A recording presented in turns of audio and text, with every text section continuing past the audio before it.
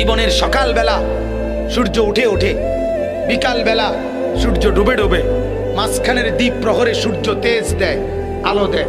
ঠিক জিন্দিগির প্রথম বেলা মায়ের পেট থেকে বের হওয়ার পর দুর্বল, এ সময় তো মাত্র সবল হইতে হইতে সবল হয়, আবার কিছুদিনের মধ্যেই আবার সবল দুর্বল হইয়া বৃদ্ধ হইয়া যায়।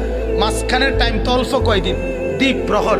এ সময় যদি আলো না ছড়ায়, এ সময় যদি তেজ না থাকে, এই সময় যদি আখলাক না থাকে, তো কখন সে কিছু করবে?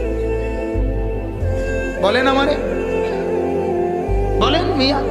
আজ উনি চেষ্টা করলে, এই চাচা আজকে চেষ্টা করলে 200 রাকাত নামাজ একবারে রাত্রেবেলা পারবো পড়তে? পারবেন? কুলাইবেন আপনি শরীরে? কিন্তু এক যুবক চাইলে পারবে না? কথা বলেন না কেন? একটা 18 বছরের ছেলে এখন চেষ্টা করলে সারা রাত এই মসজিদে নফল নামাজ পড়তে পারবে না?